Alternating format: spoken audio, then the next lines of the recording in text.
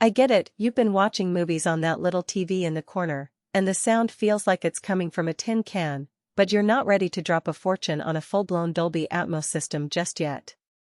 Your friend just asked whether stepping up to a serious home theater speaker bundle is worth the hassle, and you don't want to point them at something that will either underperform or end up gathering dust. Link is in the description if you want to check the product details on Amazon.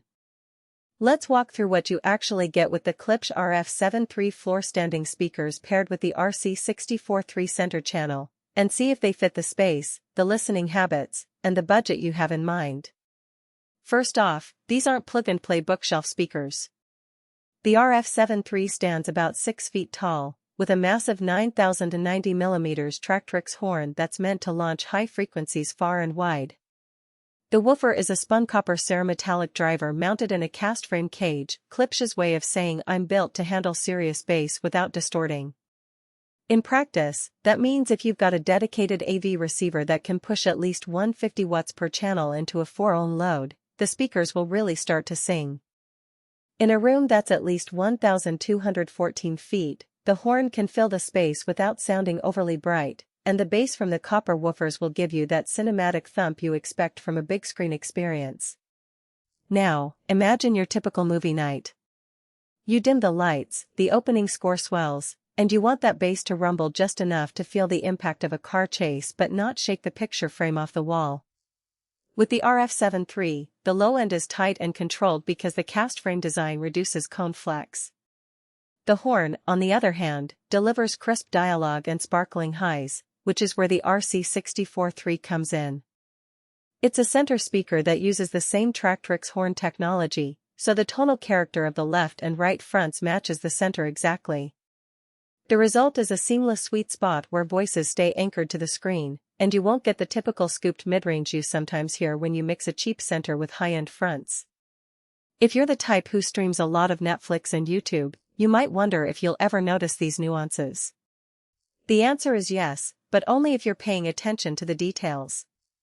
When a dialogue-heavy drama runs, the RC64 keeps every line clear, even when the background music is trying to push you. In an action film, the RF73's horn reproduces the high-frequency swish of explosions and the screech of tires without turning into a harsh cymbal scream. That kind of fidelity is a real-world benefit you can hear without needing a lab-grade measurement sheet. Who should walk away from this bundle? If you live in a studio apartment, have a 55-inch TV, and plan to use the speakers mostly for TV sitcoms, you'll probably be better off with a smaller pair that can sit on a bookshelf or a wall mount. The RF73's size and power requirements mean you'll need a solid piece of furniture to support them, and you'll have to leave space around each cabinet to let the horn breathe. Crowded rooms can cause the highs to bounce off walls and become a bit boxy, which defeats the purpose of the Tractrix design. Also, if you don't already own an AV receiver that can deliver the necessary wattage, you'll end up spending even more money on an amp just to get the speakers to perform as intended. On the flip side, if you have a dedicated home theater room, a larger TV or projector screen, and you've already invested in a decent receiver, these speakers become the centerpiece of the system.